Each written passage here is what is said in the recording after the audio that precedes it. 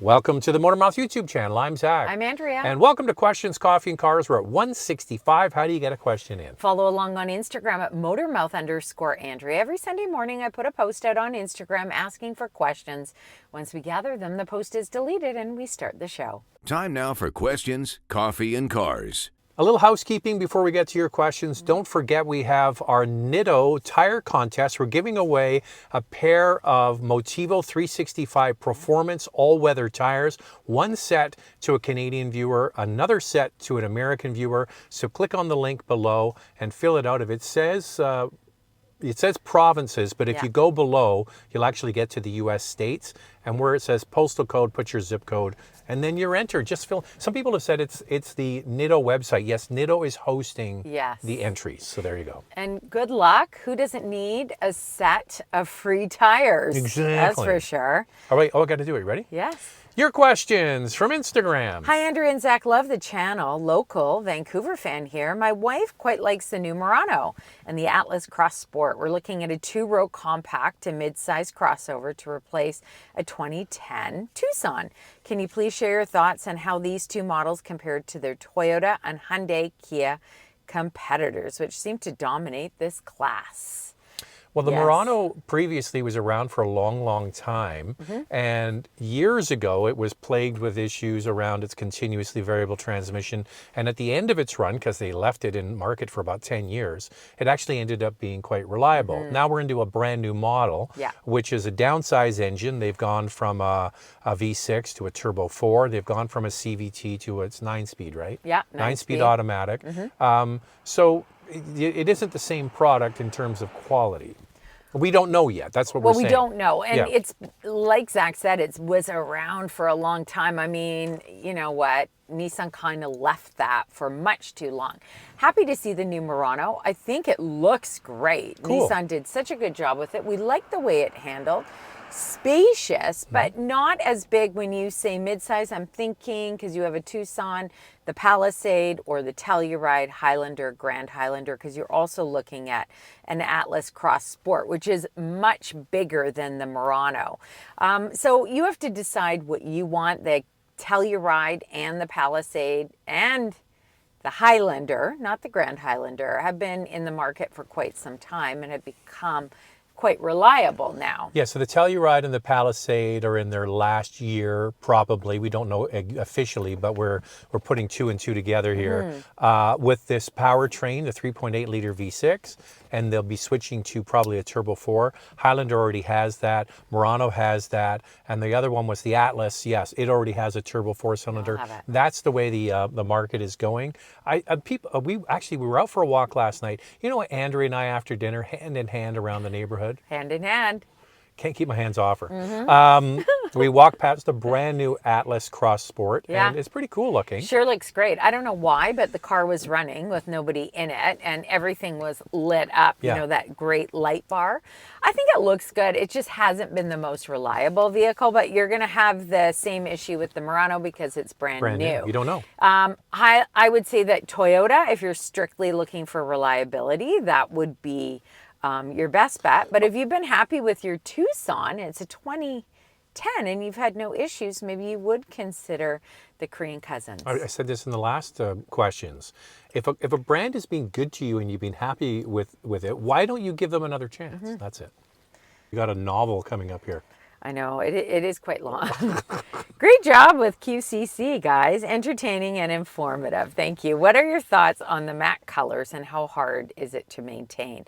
I'm thinking of going for a matte gray GV70 2.5T Sport Prestige. Also, I picked GV70 over X3 and GLC. I'm looking for something fun to drive with good comfort. X3 would have been ideal, but interior quality in the latest model has forced me to look elsewhere. Is Stelvio worth a shot? Okay, I'm going to talk about the paint. You want to talk about the other stuff? Yeah, okay, so it's interesting. Our neighbor, her Acura MDX, super old. Yeah, an old one, yeah. Super old, It has died. gone. kaput.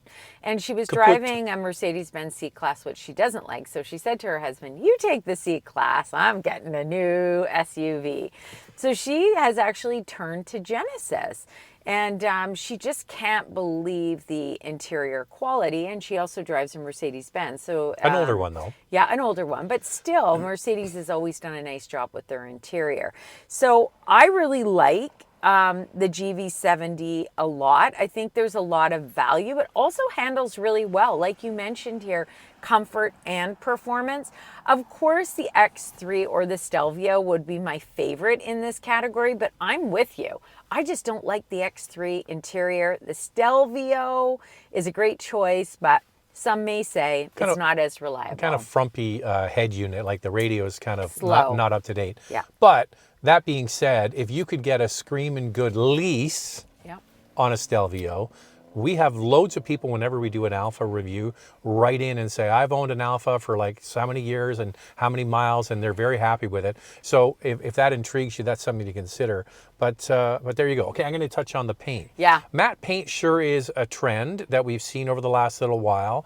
And it certainly is cool and people like it. However, if you get a scratch or a dent and you have to repaint one or two panels, it's very hard to match. Yeah. You have to be very careful with that. So that's just something like a regular painted car, you can blend in the paint across the side, but that's an issue. Here's an image of the Range Rover that we reviewed that had matte finish, and you could see one door of our press unit, which is a brand new car, obviously had been repainted because it didn't match the rest of the car. No, and also keep in mind that you shouldn't really take matte paint through a car wash either, so that would be a hand wash job for you there. So it's definitely more challenging to maintain for sure. Thinking Subaru hybrid, not sure Crosstrek or Forester. I drive less than 7,500 kilometers a year. Is it worth the extra cost? Current car is 2004 Outback and about 165,000 kilometers. Do I just buy an ICE Subaru that I can drive off the lot? Well, we haven't driven them yet. No. And the nice thing is with the Crosstrek, it gets the same power plant as the Forester. So if you're not aware, you're not up to speed on all this, Subaru has announced that they're introducing in the next few months a Forester hybrid and a Crosstrek hybrid, both using the same power plant. So that means the Crosstrek will be a little bit more fun to drive because it's a much smaller vehicle. Haven't driven them yet. We are going to get behind the wheel of them in the next few months. But yeah, I don't know what to say other than you're going to be paying a premium. But the good thing is it'll be a higher trim car anyway. It's the top trim, those hybrids in Canada. So for sure, you're going to get all the features. all the extras in it. Look, these are two new products. Are they going to be reliable? Do you wait it out a year? It sounds like you keep your vehicles for a long period of time. You don't put a lot of kilometers on it, so you could easily go with a gas model. But the thing is, I think the hybrids will have better resale value in the end. And also, it's also a little bit about some people want a hybrid, save money at the pumps, which may not make up the difference between what you're spending on a gas model and a hybrid, but that makes them feel good. And then the other thing is reducing your carbon emissions daily. Yeah, but these aren't as efficient as a Toyota hybrid. They are not. We got the fuel economy. I can't remember what it was, but when we did a little walk around from the Chicago Auto Show of both of these products, and the fuel economy isn't there because they're using a connected drive shaft from the front to the rear wheels, where Toyota used a little electric motor at the back, and that's how they get much better fuel economy for their all-wheel drive system. So my advice is just keep driving your Outback. Just keep driving it. Maybe wait it out for a little bit. Maybe wait out a year when they release it and see how they do. Wait for our review. Yeah, and then decide from there what you want to do. Love the channel. Keep up the great work. I'm on a wait list for a Corolla Cross Hybrid, but recently had a new Nissan Kicks as a rental. I was surprised by the room inside of a small car, and when comparing the Kicks is 5 inches shorter than the Cross, but with more rear seat legroom and cargo space. Is this because a hybrid system needs more room under the hood, or just a kind of odd design choice by Toyota to give up interior space.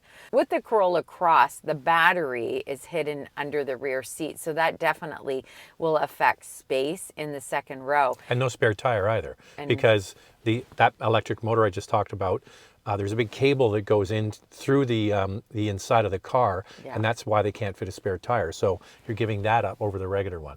So the Nissan Kicks, the wheelbase, which best describes your interior space, is about an inch larger than the Corolla Cross. You do get a little bit more cargo space and 2.5 inches more second row legroom.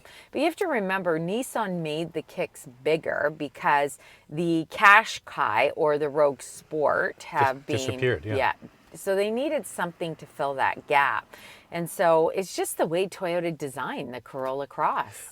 Listen, if I could get my hands on a Corolla Cross, I would take that just because it's going to return amazing fuel economy. It's a bit of a dull sleeper to drive. It's nothing, but it does it. Listen, when we drove it, I remember the review. It was like, is this exciting or fun? No. Does it do everything I need a commuter car to do? Absolutely. It does it well. It's easy to drive, easy to live with. But the interesting thing is, are we going to let everybody in on the Kicks, Andrea? I was just going to say, speaking of the Kicks. All right, so this is happening. You guys are getting the inside track on this before anybody else. Yeah. There's going to be a new video dropping. First of all, we actually have a trailer that I'm going to produce. Yeah. And then a video of the Nissan Kicks. But Andrea, this isn't just any Nissan Kicks review. Some of you have been asking for this, by the way. Yeah. What are we doing with the Nissan Kicks? Well, our boys are going to give a review a go. So one of them doesn't have his license. He has what we call in British Columbia your L. I know it's different across Canada. It's a learner. And it's a graduated driver license. So he cannot drive the car unless somebody is over 25. That's right. But the funny thing is, the one who has the driver's license is actually 2 years younger. Yes. So the young one has the driver's license. So the older one's going to have to sit there and talk about everything else. But let's not judge. No. It's going to make it interesting. He's working on getting his license. Anyway, they're going to have their own take on it. They're going to talk about different things that interest them in the car because, frankly, they really don't know a lot about cars. So I'm going to give them all the information about the Kicks, all the research I've done, because we've already done a review on it. And they can read it through and take what they want. But it's going to be their own review. And you know what? I'm kind of looking forward to it. They asked to do it, and we said, sure, why not? So we've come up with the name Motormouth Offspring. Yeah, what do you think of that? Or is there a better name? Because it's already carved in stone, Andrea. I'll tell you why. They don't like Motormouth Offspring. They've already told us that. So if you have a better one for them, let us know, type below. Otherwise, we'll go with Motormouth Offspring. So our friend David K., who says, time now for questions, coffee, and cars. Time now for questions, coffee, and cars. Big shot voiceover guy in LA, right? Yeah. He's a Canadian guy who moved down there. He does all kinds of animation. He does movie trailers. Anyway, he's in Europe right now with his wife on vacation, and I sent him a little email. I said, could you do a little trailer for me for Motormouth Offspring? So he very kindly did that, and he sent it back. And it's awesome. And I'm gonna use some of the lines from it to put together a little sizzle reel, a little trailer. So that'll be coming out probably by the end of this week, beginning of next week, and then the video of the two lads will be the following Wednesday. So basically a week from now. It'll be fun. It'll be fun to see how they do. Motormouth Offspring. I think it's catchy because it's Motormouth Offspring. Look, I like Motormouth Offspring as well. I think it's a great name, but they don't like it. So if you have something better, I don't think they know what offspring means. They do know what offspring means. Oh my goodness. Wait till you meet these two. They're a couple of characters. They are a couple of characters. And also Charlie is about 6'3". So I told him. And he's full of muscles. Full of muscles. Always at the gym. And I said to him, this is a really just like me, Andrea. Just like you, exactly. So this is a good opportunity, I said, for him really to talk about space in a vehicle, how much legroom you have, how much headroom, how much rear seat legroom. He's got my curse, Andrea. He does have the long torso. He's got the like long Zach. torso. Yeah. Jack is just proportionate. under 6 feet and more proportioned. Anyway, we don't want to give it all away. Well, we haven't but even stay recorded it tuned. yet, so No. there's nothing to give away. All we can tell you is Nissan Kicks will be back.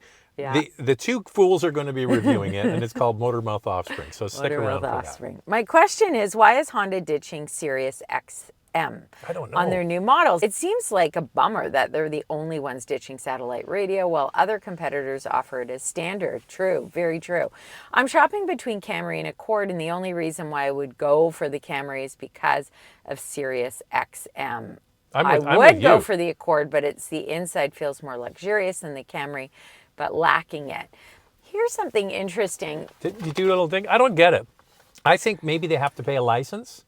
I wonder if they have to pay a license to put it in their head unit, and then they just say, oh, you can just stream it through your mobile device. I'm not sure if you've ever tried streaming satellite radio through your phone. It sucks. I've tried it.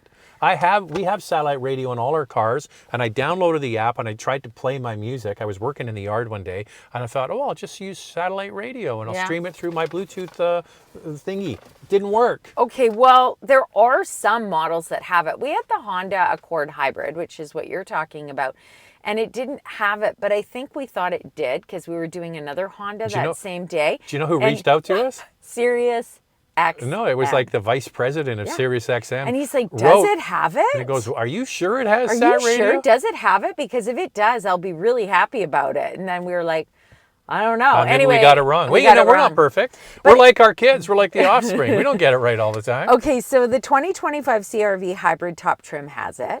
2025 Passport Trail Sport and Black Edition have it. All Pilot trims have it, but the base model. And the HRV Top Trim has it. Now, I did do some more digging, and apparently there's a Honda factory radio kit that some people have installed to get it. But the question is, why did they ditch it? I don't know why. I don't know why they ditched it. The only thing I can think of, is it a licensing thing? Yeah, but they still have it on other models. Yeah, but they're higher trims, right? Or more expensive cars. I don't get it. So what? The Honda Accord Hybrid is not inexpensive. They could put it on the top trim. And the other thing is that Accord Hybrid has the new larger head unit. Yeah. So I don't understand it, and I don't know. It you know what our doesn't kids make say? any sense. Our kids say it's only boomers. First of all, we're pump the brakes over there. We're not boomers, okay? No. We're Gen X, the best generation. Just saying. The best generation. And only listen to that. Who listens to Sat? I listen to Sat Radio all the time. No, they have their playlist. That's all they listen to now. And then they get all of their news from TikTok, Twitter. You know, it's the way it is now. Okay, one more, Andrea. Okay. Love your channel and contemplating the new 2026 GV70, but was wondering if I should wait a year since this is the first year with the new larger infotainment system. Always told to wait until the second year of a new model so they can work out the kinks. Not sure if this applies in this situation. Advice is greatly appreciated. Well, we're going to be driving that in a few weeks. There is some kind of update. We're going to go and drive it. I would say look and see if that head unit is used somewhere else. Yeah. And then you can say, like, for example, Subaru went to the larger screen in the center for the Crosstrek, but it had already been used in other cars. So it's not like they were reinventing the wheel. Not sure about that specific head unit in the GV70, if it's used somewhere else and it's just the plug and play. Like maybe the GV80 has it already. If it's a plug and play, then I wouldn't worry about it. And also it's the same powertrain and, you know, the same mechanics are there. So why are we flying across the continent to go drive a car? Like, what's new about it? Well, I don't know. It's just been updated. I'm sure there's other tweaks to it. I don't know what it is. This one is super quick. Matte paint. Oh, you said one more. You agreed to one more. Are there any plans for a plug-in hybrid version of the Toyota 4Runner or Highlander? I actually asked Toyota about this. Absolutely no plans. And that's it for us. Well, you did do a quick one. See what Andrea did over there? Thanks She's for like, watching. I'll show you. I'll do it fast. How do you get a question in? Follow along on Instagram at motormouth_Andrea. Every Sunday morning, I put a post out on Instagram asking for questions. Once we gather them, the post is deleted and we start the show. Bye-bye. Thanks for watching. Bye now.